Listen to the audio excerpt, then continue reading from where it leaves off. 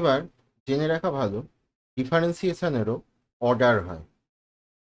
তো next topic আমরা যেটা নিয়ে আলোচনা করব সেটা হলো second order differentiation.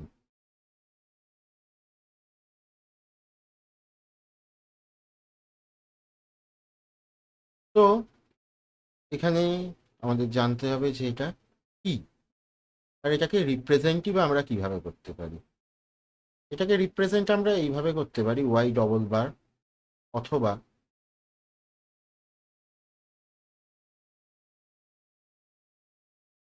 D two y dx two, অথবা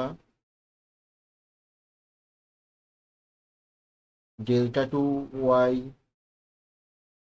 ডেল্টা এক্স টু, এইভাবে রিপ্রেজেন্ট করতে পারি। এটা রিপ্রেজেন্ট কি হয়? এটা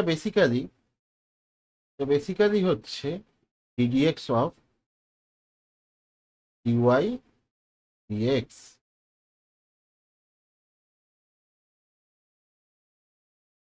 তো এরও কিছু উদাহরণ দেখা যাক। ধরো তোমাদের একটি প্রবলেম আছে ডিডিএক্স অফ সাইন এক্স। তো এর ডিফারেন্সিয়েশন কি করতে পারি? ডিফারেন্সিয়েশন হচ্ছে d two sine x by dx two, that is equal to প্রথমে ডিডিএক্স অফ সাইন এক্স। তো প্রথম ডিফারেন্সিয়েশন থেকে আমরা কি পাই? আমরা পাই সাইন এক্স এর ডিফারেন্সিয়েশন হচ্ছে মাইনাস কস এক্স। তো ddx of minus cos x. তো এর ডিফারেন্সিয়েশন করলে কি পাই? কস এক্স এর হচ্ছে মাইনাস সাইন এক্স। তো ডিডিএক্স অফ সাইন এক্স, হ্যাঁ, তো এখানে হচ্ছে আমাদের অ্যান্সার মাইনাস সাইন এক্স। তোমাদের ধরো একটি প্রবলেম আছে y equal to sine square x. তো এবার বের করতে বলা হয়েছে সেকেন্ড অর্ডার ডিফারেন্সিয়েশন। কি করে বের করবে? সেকেন্ড অর্ডার ডিফারেন্সিয়েশন করলে আমরা পাই d two y dx two of dx two. তো এখান থেকে আমরা কি পাচ্ছি? Dy dx, sorry, ddx of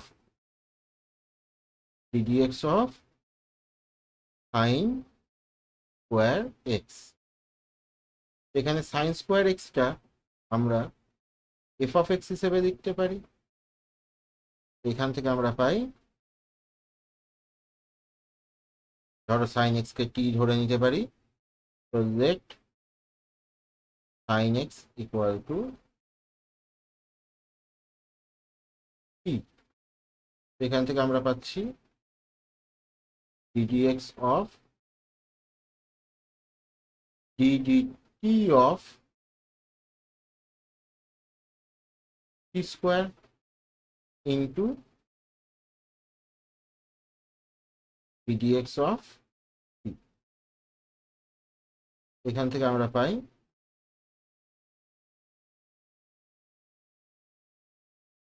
ddx of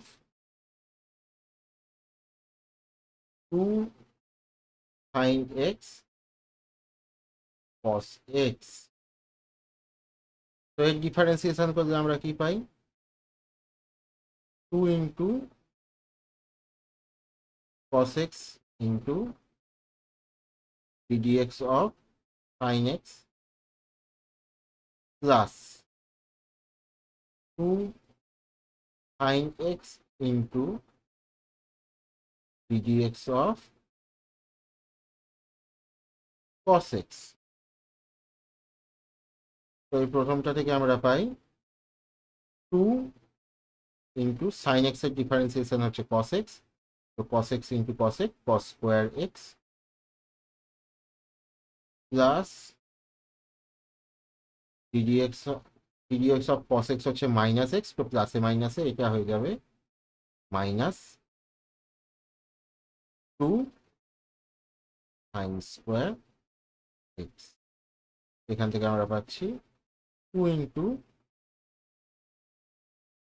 cos square x minus sine square x.